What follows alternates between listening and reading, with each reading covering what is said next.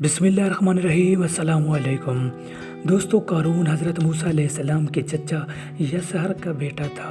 بہت ہی شکیل اور خوبصورت آدمی تھا، اس لیے لوگ اس کی حسن و جمال سے متاثر ہو کر اس کو منور کہا کرتے تھے۔ اس کے ساتھ ساتھ اس میں یہ کمال بھی تھا کہ وہ بنی اسرائیل میں تورات کا بہت بڑا عالم اور بہت ہی ملنسار و بااخلاق انسان تھا، اور لوگ اس کا بہت ہی ادب و احترام کرتے تھے۔ لیکن بے شمار دولت اس کے ہاتھ میں آتے ہی اس کے حالات میں ایک دم تغیر پیدا ہو گیا، اور سامری کی طرح منافق ہو کر حضرت موسیٰ علیہ السلام کا بہت بڑا دشمن ہو گیا اور اعلیٰ درجے کا متکبر اور مغرور قرار پایا۔ جب زکوٰۃ کا حکم نازل ہوا تو اس نے حضرت موسیٰ علیہ السلام کے روبرو یہ عہد کیا کہ وہ اپنے تمام مالوں میں سے 1000 حصہ زکوٰۃ نکالے گا، مگر جب اس نے مالوں کا حساب لگایا تو ایک بہت بڑی رقم زکوٰۃ کی نکلی۔ یہ دیکھ کر اس پر ایک دم حرص و بخل کا بھوت سوار ہو گیا، اور نہ صرف زکوٰۃ کا منکر ہو گیا بلکہ عام طور پر بنی اسرائیل کو بہکانے لگا کہ حضرت موسیٰ علیہ السلام اس بہانے تمہارے مالوں کو لے لینا چاہتے ہیں۔ یہاں تک کہ حضرت موسیٰ علیہ السلام سے لوگوں کو برگشتہ کرنے کے لیے اس خبیث نے یہ گندی اور گھناؤنی چال چلی کہ ایک عورت کو بہت زیادہ مال و دولت دے کر آمادہ کر لیا کہ وہ آپ پر بدکاری کا الزام لگائے۔ چنانچہ عین اس وقت جب کہ حضرت موسیٰ علیہ السلام واعظ فرما رہے تھے، قارون نے آپ کو ٹوکا کہ فلانی عورت سے آپ نے بدکاری کی ہے۔ حضرت موسیٰ علیہ السلام نے فرمایا کہ اس عورت کو میرے سامنے لاؤ۔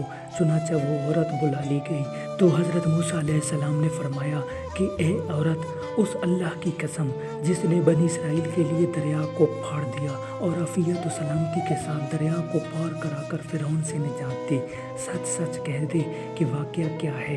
حضرت موسیٰ علیہ السلام کے جلال سے عورت سہم کر کانپنے لگی، اور اس نے مجمع عام میں صاف صاف کہہ دیا کہ اے اللہ عز و جل کے نبی، مجھ کو قارون نے کثیر دولت دے کر آپ پر بہتان لگانے کے لیے آمادہ کیا ہے۔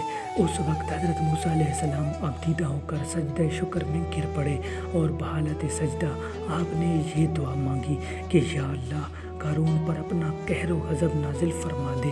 پھر آپ نے مجمع سے فرمایا کہ جو قارون کا ساتھی ہو وہ قارون کے ساتھ ٹھہرا رہے، اور جو میرا ساتھی ہو وہ قارون سے جدا ہو جائے۔ چنانچہ 2 خبیثوں کے سوا تمام بنی اسرائیل قارون سے الگ ہو گئے۔